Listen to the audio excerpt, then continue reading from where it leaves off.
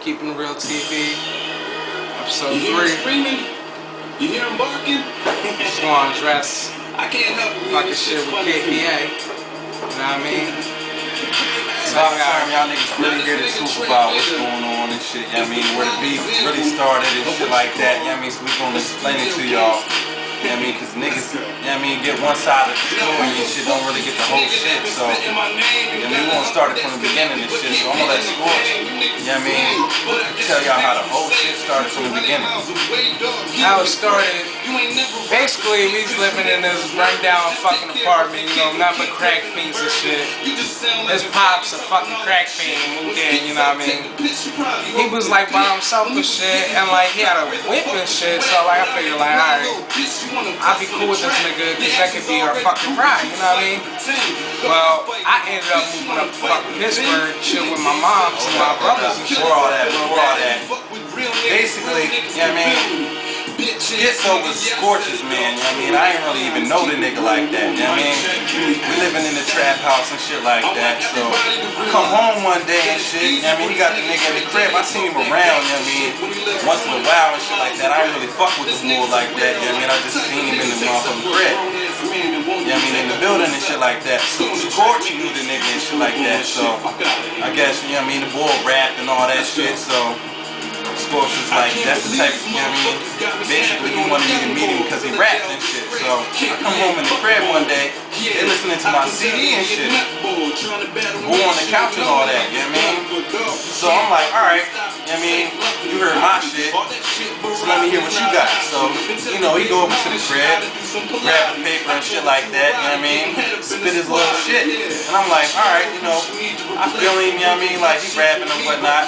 I didn't believe that nigga. Oh, definitely didn't believe him, but anyway, that's besides the point and shit. So, I felt like, yo, the boy got a little bit of potential and shit like that. I could work with him, get him right, you know what I mean?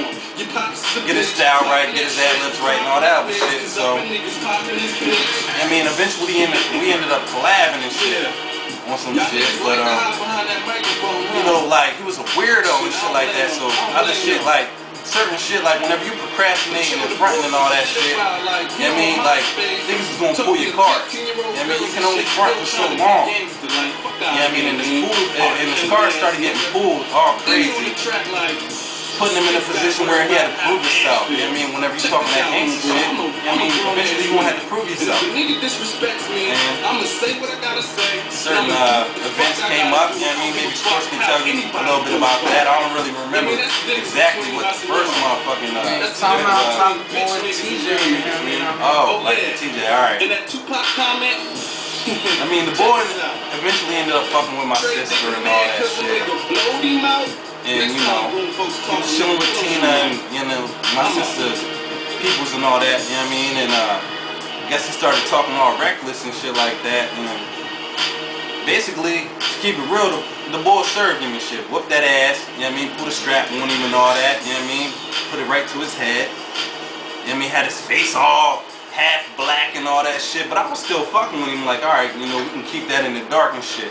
Because I remember whenever the boy like first met me and shit, and he like went to Philly and shit. He wanted me to come to Philly with him and shit like that, but I wasn't, you know, trying to go down there. I ain't know them niggas like that.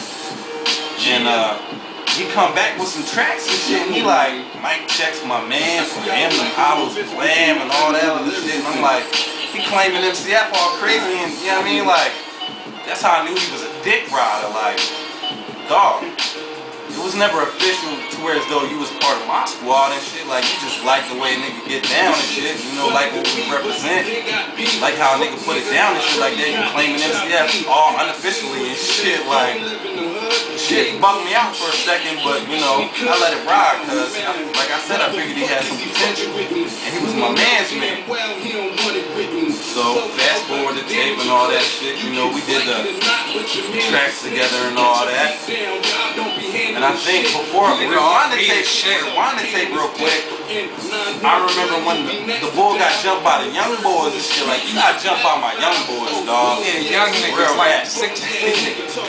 Yeah, I mean, for having 20 years old, in your pocket and shit, talking about your own bang and all that other shit. My young boys jumped in this shit. Keep it real, dog. You know what happened. You know what I mean? So, before I was even fucking with dude. Got stabbed by his man and all that. Like, you ain't telling niggas all that shit, you know what I mean? My little 14-year-old nigga stabbed him and burnt him for some fucking dough. So, while we taking it back, I remember a specific event where, you know what I mean, you was on my porch and my man brother was about to rob you. I wasn't even there, you know what I mean? So, Sports can tell you about that if he was there. Yo, Sauce hit me fucking this. I'm talking about the joint where he was on the porch, remember? And Booty and them was about to get at the ball. Oh yeah. Tell him about like that. my young boy fucking Booty, fucking rider, was about to rob this nigga. This nigga was bitching. This nigga fucking chirping his fucking dad in his pocket and shit. So his dad would come out. His dad come out like, what's going on, blah blah. I'm not gonna have to call the cops and shit. Like niggas is quick to call the cops. I tell you that. Like we know, you know what I mean? Like I tell you about something else. Like how the real beef fucking started. This is where it started. I was here visiting. I was up in York, here visiting and shit in Chambersburg, you know what I mean? Where we get it in. And fucking, I was at my cousin Mike's crib. Well, we got all these 40s, you know what I mean? Me and Mike, we got all these 40s. My cousin Mike was 21 at the time, so him and DTP, they went to the fucking bar. I wasn't 21 yet, you know what I mean? I was about to be 21 in a couple months.